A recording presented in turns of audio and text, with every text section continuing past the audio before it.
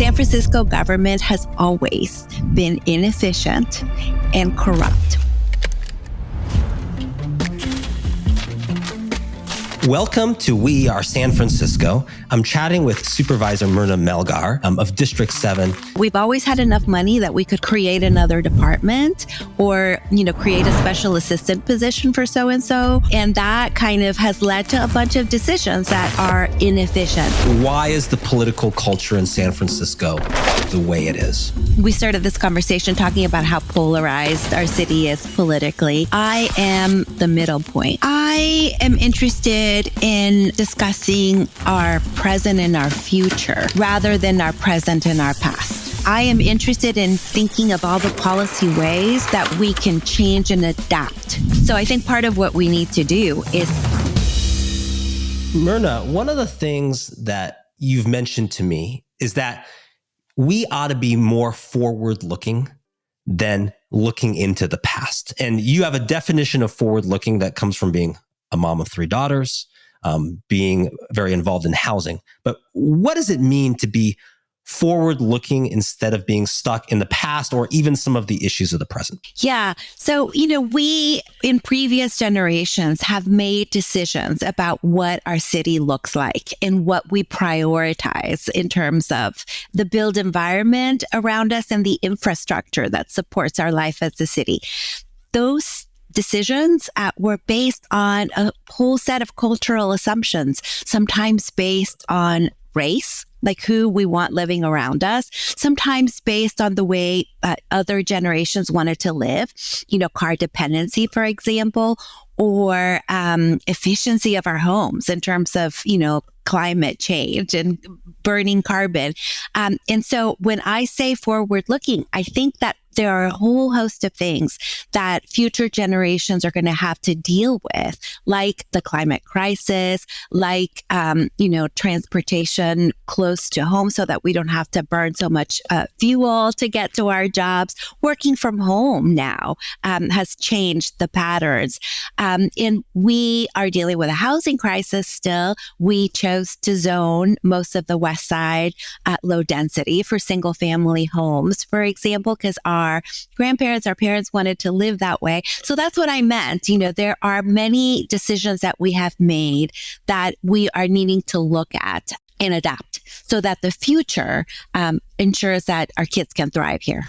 And how do you sort of weigh all of that with the immediate needs of the present? Meaning, if you ask constituents right now, a lot will tell you number one concern is public safety and the issues related to public safety. There's a sense of sort of civic disorder from all those things. And we're going to make decisions that deal with those crises now, but also how do we kind of walk and chew gum at the same time? I mean, make good decisions for now, but then set ourselves up for the future? Or do we have to choose one or the other? Are we going to be short-term or long-term thinking? Yeah, Ben, I am a firm believer in the walk and chew gum at the same time camp.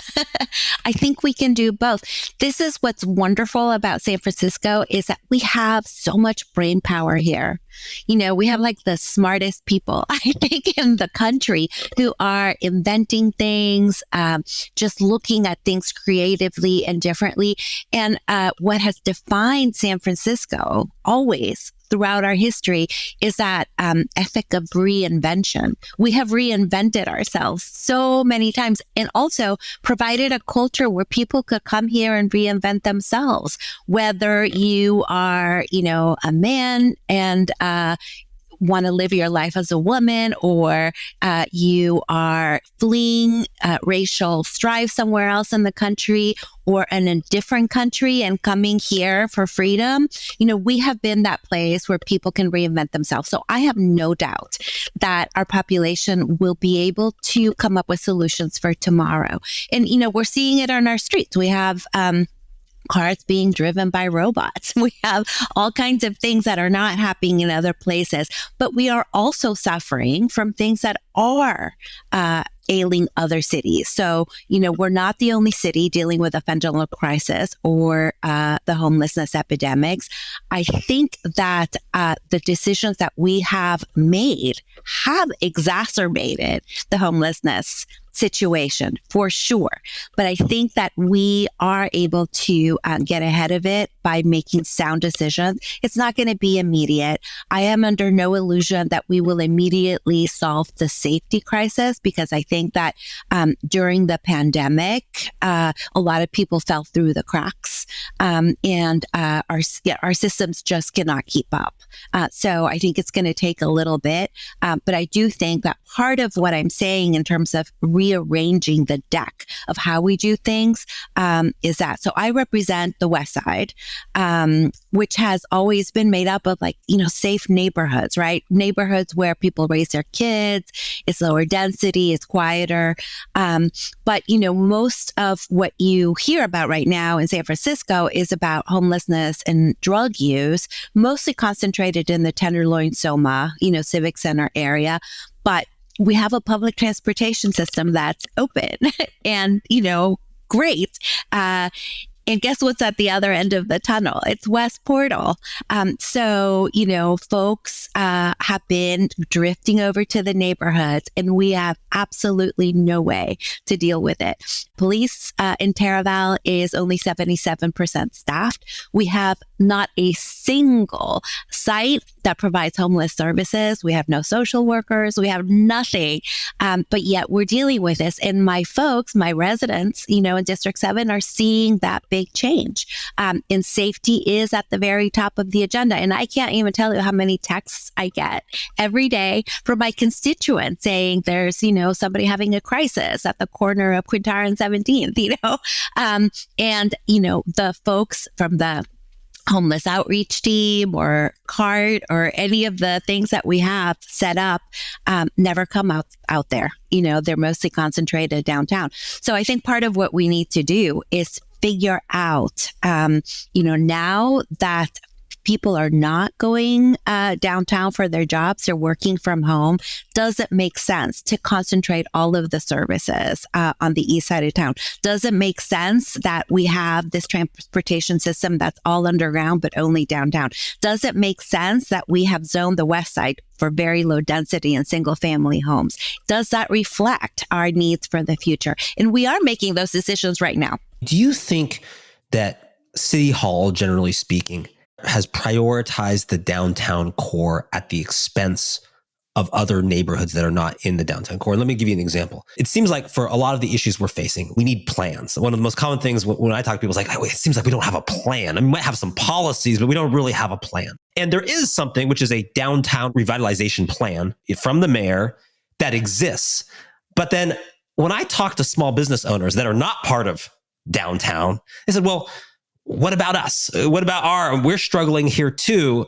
Do you think that we've put too much emphasis on downtown core at the expense of other places? Yes, I do. I'm in that camp. And, the fact is downtown has always been the biggest slice of our income in terms of taxes. That's a fact, which is why I think there's this desire that folks have to preserve it. Right. And so in our entire public transportation infrastructure has its spine through downtown. And that's like billions and billions of dollars of investment, right? So this is why people don't want to let it go or want to reinvent it. And I'm all for that. But, if you remember, Macy's gave up its men's store 7 years ago? It wasn't lately. It wasn't during the pandemic. It was a long time ago, right? So we've been seeing the signs of the changes in retail for a decade, because when somebody brings you a little box to your door, what incentive do you have to go to the 8th floor of Nordstrom anymore? So, we chose to zone, Union Square for retail only from ground floor to 8th floor, and have resisted the changes in retail that have been happening. And then we chose to concentrate all of our commercial office space, around that area, and have resisted spreading it out in other places. And I think that decision is what led to, when the pandemic hit and people stopped going to work, how acute we felt it, how much it is that San Francisco differs from other cities that have a little bit different patterns. So I think in the future, we do need a plan, and we need a plan that acknowledges all those changes that I talked about, working from home, the artificial intelligence, our need to burn less carbon, all of those things. And I think that we can do it, but we have not done it, and we've resisted doing it in many ways. In your sort of description of that, which if I was going to paraphrase, you're saying that, hey, 2017, 2018, there were signs of issues that were coming, and we just chose not to really pay attention to them at the time because we didn't have an urgent need to do so. But then you mentioned one other thing, which you said that we collectively, or governmental policies in the city, exacerbated the situation. So is it just that we had our eye off the ball? We saw these signs and we should have acted faster, and then pandemic hit and bam, now you really feel it? Or is it that we actually did things that exacerbated the situation? And the thing I remember from all my, friends who went to medical school, they would always say, we're taking the Hippocratic Oath, which is first, do no harm. Did we do harm as opposed to just take our eye off the ball? Yes. So I will agree that it's both. And as we started this conversation talking about how polarized our city is politically. I am the middle point on this board of supervisors. And I kind of relish that, because, I'm a refugee from a war in El Salvador. My family came here when I was 12, and I had family on both sides, right? And so I'm used to engaging and loving people that I disagree with. But I think that predating our current progressives and moderates in city government, San Francisco government has always been inefficient and corrupt. We have dealt with this for decades. The thing is, we've always had a lot of money. San Francisco is a very rich city.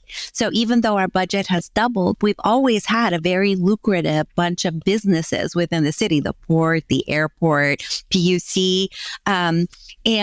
We've been able to paper over a lot of those inefficiencies with money. So we've always had enough money that we could create another department, or, create a special assistant position for so-and-so, or create another commission, and that kind of has led to a bunch of decisions that are inefficient. And what happened during the pandemic is we needed that money, right, to house people, to put them up in shelter, because it was like an emergency. And then all those cracks got wide open and people fell through them, right? And so I think that the question that I would be asking right now is, what are we going to do? Do we stay in that same dynamic of blaming each other? It's because of the progressives. It's because the mayor does this and that. Or do we actually look at ourselves and say, hey, maybe creating that commission wasn't the best thing. Maybe this department could be merged with 3 other departments and, have one agency that handles housing instead of 5. And that would lead to better policy. So, I think that we are doing some of this work and rooting out corruption. Folks have been very visible in that, area. People have gone to jail. But I do think that there is a long way to go to make our city more efficient. And I think that we have made decisions that have exacerbated our current situation. In the kind of the business world or the private sector, I used to way back when be a case writer at Harvard Business School. And one of the themes is that companies could have too much funding.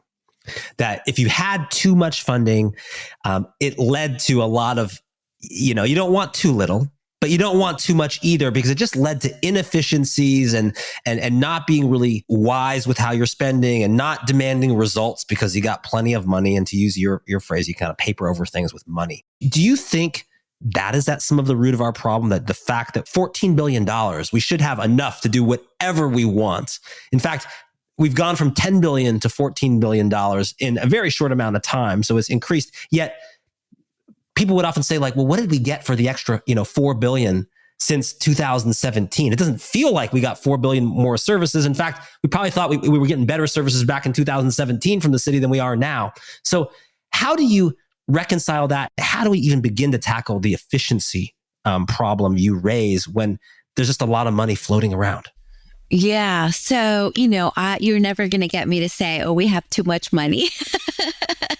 But I do think that the fact that we've had a lot of money has gotten us into behaviors that are not, good policy. I will say that. I just want to say, when people say $14.3 billion budget, you have to remember that includes all the things that I listed, right? The port, the airport, PUC, and those are kind of money makers for us, So the fact that they grow and they bring in more money is a good thing, I would say.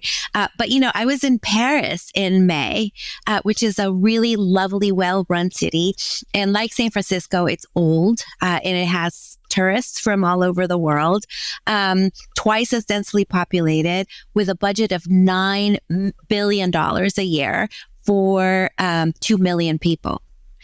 So, it just really struck me that we spend a lot more for half the people and seem to not get as much done because, Paris has its share. I mean, I definitely saw folks, on drugs, on the streets, sleeping in mattresses. There is all that. So it's not that I'm pretending that it's, free of the issues that we have, but, they do have a robust infrastructure in terms of a metro that runs on time, runs often, great schools, all of those things that we seem to not quite be getting right now. And how do you think about, there's kind of the headlines that might come from, work on the board of supervisors or the mayor and a policy and a big debate or a big vote or a new charter amendment. There's all of that. But then how do we fix some of the implementation after that's all done, right? Something passes. It's a new law. And this idea that, in that last mile of implementation, we might screw up good ideas. There may be good policies because, why? Because, hey, this is a good policy if it costs $10,000 a unit, but at $100,000 a unit, it's a horrible way to spend money. Or another way to look at it would be sometimes there'll be a certain policy that will come in or a law, and maybe those implementing it don't 100% buy into it, right? It was a bitter divide. And here's an example, like, mental health conservatorship, right? And maybe there's something we need to implement, but then those implementing it don't totally buy into that. So they're not really fully committed to doing it. So how do we get to just the bureaucratic implementation of things that might be great ideas, but then they turn bad? Well, I think accountability is a foundation of our democratic process, right? I mean, we are all up for re-election regularly. I think that there has been some hiccups and outright sabotage in some instances. And I will give you an example. So last year, we passed a new policy called the Shelter for All. That was a legislation that was written by my colleague, Supervisor Mandelman, that had been stuck at the Land Use Committee for 2 years. And then when I became chair, I was like, no, we're going to schedule it and work on it until we get it right. And, it is time consuming to, negotiate with the stakeholders, people who disagree, and come up with just the right word. But I do think it's necessary work in a city that is as polarized, but also as diverse as ours, with people with different agendas, different backgrounds. But we did it, and it passed unanimously at the board. And what the policy said is, hey, we are going to prioritize having enough shelter beds so that people don't have to sleep on the sidewalk in tents while they are waiting to go into permanent supportive housing. So that policy passed.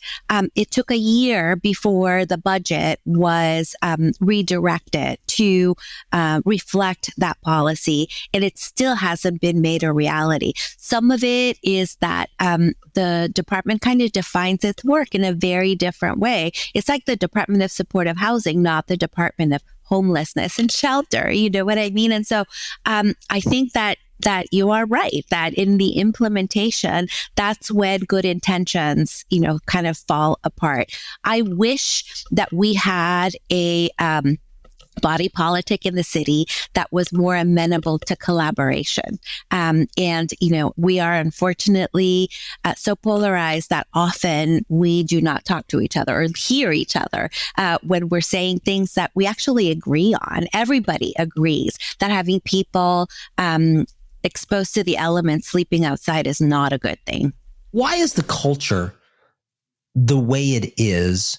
Is it just because I'm talking about the political culture, which is one, San Francisco is looked at as kind of it's a symbolic city, right? And it's a symbolic city traditionally for kind of liberal and progressive values. And so, people will say like, oh, everything here takes symbolism because we're battling, for the city, but we're also battling these bigger themes and it will get covered in national news. So some people say that. Other group of people say, well, the political culture is the way it is because, of the nature of how the city government is structured. And it's this, hey, the mayor represents the entire city. We have individual districts. There's more special interests and it kind of butts heads. Other people will say, no, it's because, there's a lot of political climbers in San Francisco. And there's not an easy way to say it, but some folks have reached the national stage at the highest levels of government. And so everyone's trying to get to the next step. And the way you raise yourself up is you push other people down. And that's the culture. Those are three theories. You're in the middle as you describe yourself, maybe a swing vote on things. Maybe both sides are sometimes willing to talk to you when they're not willing to talk to each other. You might be the bridge. What is your perspective on that? So I think it's all of the things that you just said. And I don't necessarily think those are bad things, actually. So I think that the fact that San Francisco has produced the leadership of the Democratic Party in the nation and the state is a good thing. This place is complicated and you have to have a lot of skill to be able to get elected and to advance. You have to have the ability to articulate, to convince the voters, which is something that translates to the state and to the national stage. And I think that that's actually a really good thing. The thing about the way that we are set up, the charter, the distribution of powers between the legislative and the executive does lead to a sort of balance of power, but also a competition for power between the supervisors and the mayor. And when there's disagreement, some mayors, I've been around for a long time, so some mayors relish that and, will try to negotiate. I think the person that I saw doing it the best was Willie Brown. But some mayors get more combative it just depends on their leadership style. And then some supervisors, as you said, are trying to get to the next step. Depending on where their folks are, their base of support, some folks are more performative because that's what works for their base. And some folks, are more in the weeds. So I think it's all over. I don't think those things are necessarily bad things because that is who we are. But in terms of fixing it, there is no question in my mind that what we need is a sense of common purpose and unity rather than disunity. I think that disunity is not helping any of us. I think that, just echoing what Fox News is saying about San Francisco these days is not going to lead to collaboration or fixing some of the entrenched systemic issues that we have, because in order to do that, we have to work together. Absolutely. And that's one of the reasons, not only in the podcast, but the other work that I've been doing is we've got to come together. I've called the movement we. We is always greater than me. And it sometimes feels like in the political culture, it's me is above we, right? What do I need? What do I want? How do I influence things? I'm up for re-election. I have power. And yet all of us, I would sort of argue, have these we have our better angels and our less good angels, right? Sitting on our shoulders. And we have our most collaborative self and our most united self and our most altruistic and generous and for the greater good self. And we probably have another version of that is less so. What do you think, from Dean Preston all the way to Catherine Stephanie, the mayor included, what would it take to get everyone united and together? Does everyone just need to like have dinner at someone's house and, someone's responsible for cooking and you're not allowed to say anything not nice at that dinner? And would that help? Like, what would we need? I don't think it's just a social thing. I think, in fact, we socially all get along well. Everybody's cordial here. That hasn't always been the case, but the thing is that I think we do lack a common vision and sense of purpose for where we're going with the city. And where we started is that I think that some of my colleagues like San Francisco the way it was in 1982, because that's the heyday that we remember, and then some of the folks are also their base of support is those political alliances that led to the city of 1982, right? So it's complicated. I think that we have not all yet gotten into a vision of the San Francisco today that is looking forward to tomorrow. And I think that that's something that, perhaps someday somebody will come up with and we can all sign up for. And just to be blunt about that, is that Mayor Breed's fault? Is it top of the pyramid? There's plenty of blame to go around, but should the mayor be projecting that vision and bringing everyone together? So I would not subscribe to it's her fault because I don't think, faults are not productive. Like pointing out faults or, shaming someone for not having done it, I don't think is a productive exercise. I do think that the mayor is in a unique position to articulate that vision and to put together the implementation steps and to woo, cajole, romance everyone who has a part in it to make it happen. I do think that is something that, but it's also something that the president of the Board of Supervisors could do as the leader of that body in terms of just like articulating a vision and making sure that we're all going towards the same direction. Given that we have elections coming in 2024, can we make progress between now and then, or is it going to be increasingly focused on election? Meaning you're up for re-election. Obviously, there's a big mayoral election coming up. There's people talking about the, election in March, not just November. So for like who's going to be on the kind of DCCC, can we get things done before then? Or do you think it's going to be increasingly sort of like posturing for the election that's going to drive people's actions? Unfortunately, I think it's going to be posturing for the election because that is like immediately before that. And I don't have any evidence that it's otherwise. But I will say the election is not that far away. It's a year away. And I think that, those small victories that we have in between do mean a lot for people. So, getting the beat cops back on Ocean Avenue have done like a world of good on Ocean Avenue, right? So those are the things that, people see, replacing the garbage cans, making sure that light gets fixed. So those small things do have a sense of community that they build, that the city actually is taking care of its citizens. But there are some things that are up in the air that I'm very worried about. So the teachers are, considering going on strike, and our school district still is not paying them adequately. As I said to you, the sort of cleaning up of downtown has led to a lot of stuff drifting into the neighborhoods, and people are seeing, the change and feeling it. So I'm worried about that. But I do think that we can come up with ways of addressing those small things that, make it better for the citizens. Now, in terms of like our politics of, whether or not we are going to stop this like polarization before the election, I don't think so. And I don't see any evidence. But I think in the long term, San Francisco has always been able to overcome social strife, fires, earthquakes, all kinds of things. And I have no doubt that we will this time again. If you were the new head of the streamlined San Francisco government, we won't say a commission, right? We don't need another commission, but committee or effort or initiative, and you were going to do that, How would you tackle that? What would be like the 1, 2, 3 of streamlining? You've mentioned that certain functions are spread out between a lot of departments. Would you start there?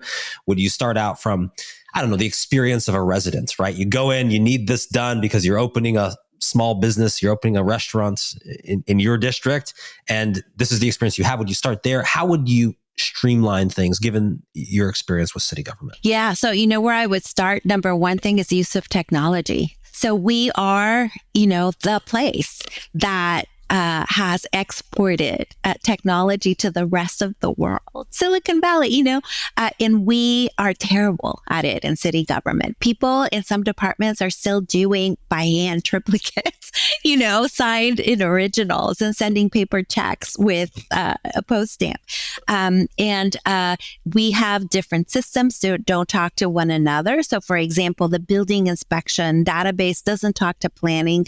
It doesn't talk to DPW. So part of those years that it takes to entitle a housing project is that between one system and another system, things get lost, things don't match, and you have to spend so much human staff time in making sure that it all fits together. That could very easily be automated, if we have the will to do it. Part of the problem is that, the decision making, it's like DBI puts it in their technical budget, or Department of Building Inspection. I'm sorry, I'm using the acronyms. Planning puts it in their budget, and, they sort of fight over like what flavor should it be. So I think that, by making a decision that we are going to electronically deal with permits, with all of these things, other cities have done it. I think that we could do that as well. So that is the number one thing. The second thing that I would do is to look at policy and start from policy rather than program in terms of how we serve the citizens. So one of the best examples is housing. So we have like 5 different agencies dealing with different aspects of housing. We have the Department of Homelessness. That used to be housed in Human Services, but Mayor Lee broke it away, which I personally think was a mistake, because now we have this one department dealing with that. We have the Mayor's Office of Housing that does the financing for affordable housing development. But for example, the lottery at the Mayor's Office of Housing does not talk to the coordinated entry list of homelessness. So if you're homeless and you want to go into low income affordable housing, you can't really do that easily, because they're 2 completely different systems. It also doesn't talk to Section 8. So if you have a Section 8 voucher, you can't just take that to the Mayor's Office of Housing and say, here, can I get a unit? They're completely different systems. So that's why you said, because not being at the program level, because if it's at the program level, you just divide, this program's in door A, this program's in door B, this other program's in door C. And you might be a person who could use all doors, right? You just want to get housed, and the city has an vested interest in getting you housed, but yet you're going to each door and they don't talk because we've done this at the program level. But should we then just consolidate departments? It's not really a get rid of. It sounds like we're just like, they don't exist anymore. But no, just like we're trying to streamline it. But people separated them out because the thought was back then that it was getting lost inside something and we needed a more clear purpose. So we separated. Or do you just think we need fewer departments, more consolidation so we can improve communication? I think it's a little bit of both, but I don't think it is just, merging departments. I think that it's being strategic with the functions and how we leverage the work of others.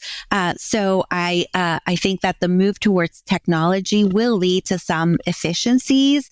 And, through attrition, I think we can shrink some of the things that we're doing right now that are duplication of efforts, or worse, that are efforts that are counter to one another. Do we know all of those? Do we have a sense, like you're someone who's very involved in housing? So do you know where there's duplication and redundancy and, lack of communication?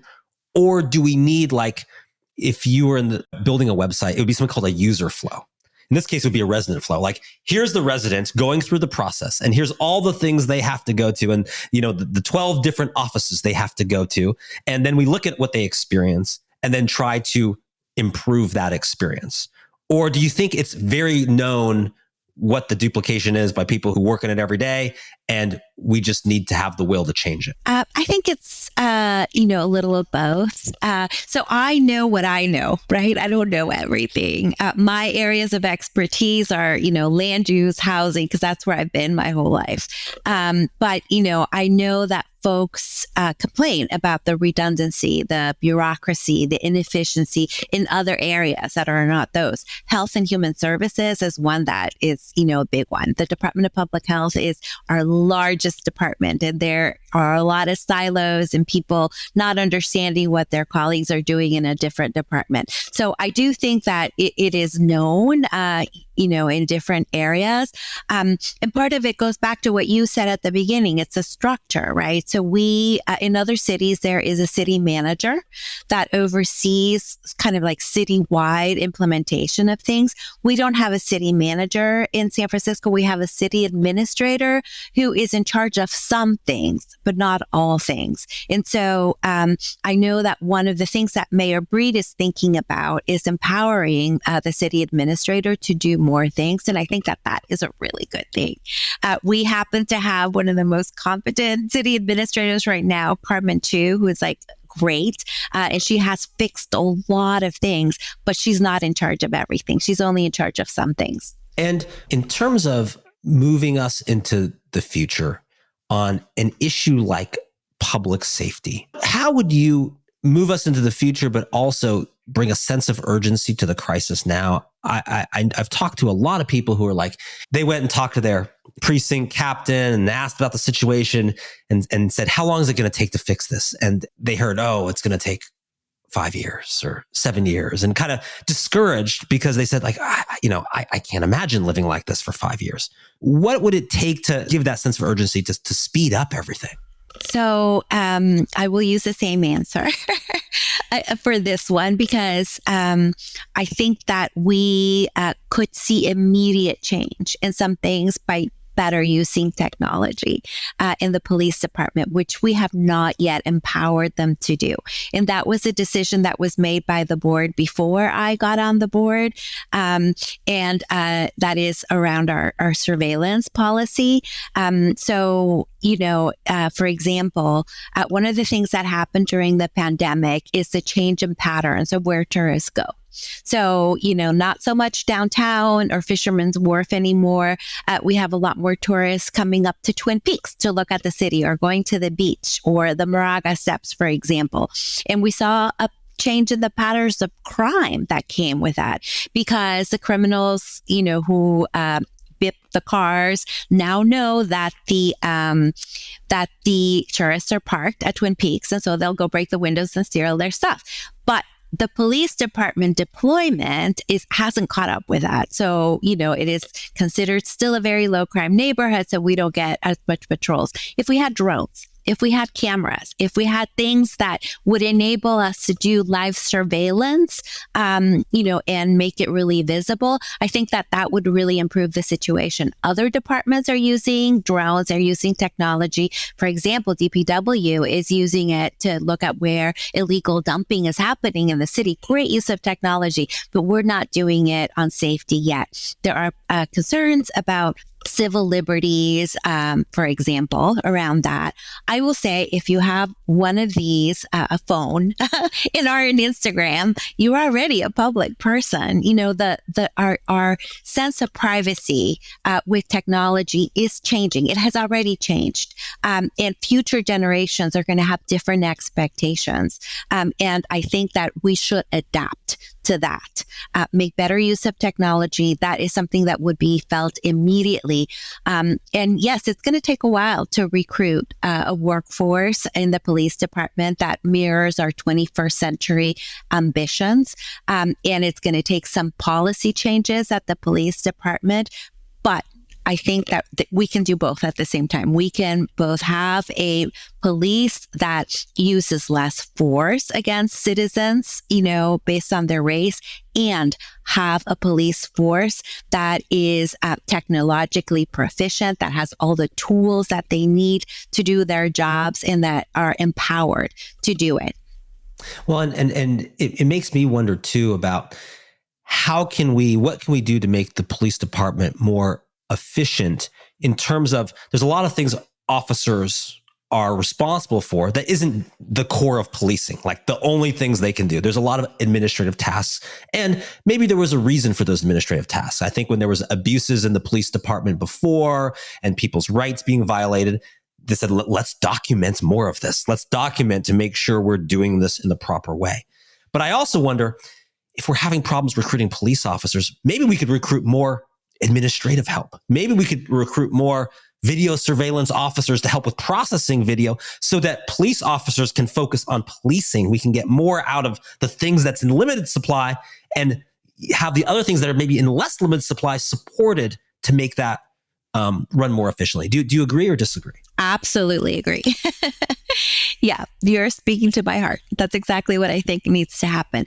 But I also think, that there are changes that need to happen in the culture of the police department that, are not just technology based. For example, one of the things that our police chief has signed on to is a nationwide effort to recruit more women to the police department. And the goal is like 30% by 2030, right? That's the national goal. And women, I'm going to generalize here a little bit, but we are on the whole in American society socialized to be more sort of collaborative and cooperative in terms of like social interactions, rely less on force and more on words. This is a way we socialize in terms of gender in our culture, in American culture. So I think it is a good thing to recruit women to the police force. If they bring with them an outlook and skills that I think would be an asset to the police force. But, just this week, there was a story by NBC about women in the police force who are new mothers, and there's no lactation rooms, or the lactation rooms that there are like really dirty, not inviting, and they feel like they're not welcome at the police department. So it's a very small thing. Just provide a nice lactation room, make it clean, have a nice couch, put some flowers, right? That would be just one thing that would make women feel welcome. Or providing childcare that's nearby, having, that would help both women and all parents, younger folks coming into the police department. So I think that has not been something that was viewed as part of the recruitment culture for the police.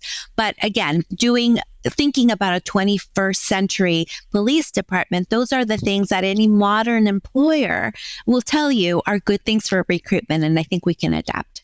We've talked about political culture. What can we do to improve it? We've talked just there about culture in something like the police department, a very obviously very important department for the city. What about the culture overall between how residents, constituents interact with the city government? Is there anything culturally there we can improve? Because there is this sense, and you see the surveys where that's like confidence in the city government is down. People don't think that it reflects their values, or they're out to, improve their situation, or that is responsive to their needs. And I'm generalizing. And of course, there's, individual cases, but generally speaking, there's a dissatisfaction. What would it take to improve the political culture of government and residents and working together? And aren't we all on the same team? We just want a better community, a better city. Yet sometimes it feels like, those folks over there don't care about us. Yeah, I hear this a lot. And I particularly hear it from older residents in my district, who, don't so much do, Twitter or, communicate in the ways that government now communicates. They hate it that things are not open and they can go talk to somebody. I think part of it is just a generational change. But I also think that we could be more transparent and more open in listening to what citizens are saying. I think that we have meetings here at City Hall once a week, and we expect people to come here for public comment, and we have a committed group of gadflies who always do. But I don't think that that should be the only way that citizens can weigh in. I think we should have a platform where people can tell us, depending on their neighborhoods and their walk of life, what it is that they're worried about. And some of us do like town halls and, have community meetings. I do that in my district quite a bit because I know people, especially after the pandemic, want to come talk to me in person. But I think that as a city, we don't really have a system to do that, and we should. And I'd love that. And I think one of the reasons that what we're trying to do with our organization, is trying to get insights from 15,000 San Francisco residents of what their interests are, their experiences are. There is, of course, the real census, which is like a population count. But what if we had sort of this experience census of what people are really facing, going through, whether they feel like they're being heard or not. At minimum, you would have a lot of more engagement and wanting people to get engaged. But I would love to find a way that if we want to be that future city and community we want to leave, and if we envision that that's going to be responsive to the needs, and we're going to be quick, and we're going to be agile, and we're going to, realize that your point earlier, like times are changing and we need to adjust and patterns are changing. It seems like that has to start with really listening to the people. And of course, that's easier said than done. But I would love to see that because I think it would make people feel a lot more confidence, and we could gain tremendous insights to be like, hey, this isn't a city that has to be top down and how it's run. It can be from the community up. I think that new ways of communicating, like what you're doing, Ben Kaplan,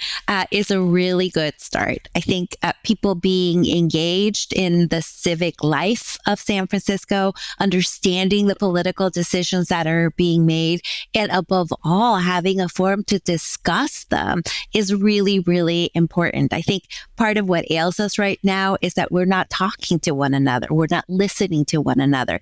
And in a city as diverse and culturally rich as San Francisco, that's the only way that we can, thrive together on these 7x7 square miles. So more power to you. Thank you for what you do. And I hope you keep doing it. Well, thank you for being on the podcast. And the one other thing we'd be remiss if we did not say that can bring people together.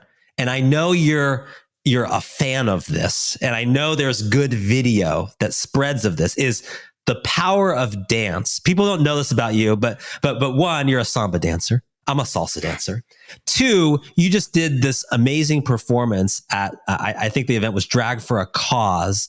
And so if we just got the city dancing, that might even bring people together. Maybe is that the solution, Supervisor Melgar? We just need to dance more. Well, yes, I do think that that's a solution. It could be dance. It could be playing the guitar. I mean, we have such a rich history in terms of culture, right? So I have done Carnival in the Mission every year since I was 18 through 3 pregnancies. And then I did it when my girls were born with them. I have one who's a stilt dancer and 2 others who are dancers as well. And that is a community celebration. That's when thousands of people come out, and dance on the streets. And I think that's really good and healthy because we have to remember why we love it here. According to Supervisor Myrna Melgar, 2024 isn't just an opportunity to deal with pressing issues. It's also a unique moment to really decide what we want San Francisco to become. Myrna says that San Francisco's post-pandemic struggles are a direct result of poor planning at City Hall, and that by putting all of our eggs in one basket, in terms of both of our industry focus and neighborhood focus, we've left ourselves vulnerable to macroeconomic events that radically shift resident and worker behavior. According to Myrna, San Francisco has been inefficient and corrupt for decades, but those in power have mostly managed to hide it because we're a very rich city with lucrative businesses like the port, the airport, and the Public Utilities Commission. If there's a lot of money coming in, it's harder to see where all of the money goes. That's not all. San Francisco's style of solution-making has traditionally been a bureaucracy-first approach. Got a crisis to solve? Let's create a new department. Or maybe a special assistant position. Wouldn't a new commission be cool? Oh yeah. At the same time, too many elected leaders in the city have become maestros at assigning blame. To give voters the impression that they are solving problems, instead of actually solving them. They have learned to find a scapegoat when things don't improve. And that poisons our political culture. Elected and appointed officials learn to raise themselves up by pushing someone else down. Someone with a differing position is not a person to find consensus with. Instead, they are the enemy. But is there another way? In 2024, there just might be. For City Hall, just like a junior doctor learns, first, do no harm. The bureaucracy-first approach has got to stop because it's a breeding ground for inefficiency and corruption. Second, the blame game ends today. Most really hard problems won't be solved by a single person, department, entity, or government agency. We've got to work together. Third, simplify. Even if a program or plan is brilliant in theory, if it has too many moving parts that require perfect execution, it won't be achievable by a government bureaucracy. Plus, all that complexity gives lots of opportunities for corruption to hide in all its nooks and crannies. Simplify it to improve it. Finally, if in doubt, just dance. The rhythm of change is all around us. The drumbeat is being led from the community up rather than the top down. Can you hear the music? You just have to listen. We are San Francisco. This was brought to you by Top Thought Leader. Find out more at topthoughtleader.com.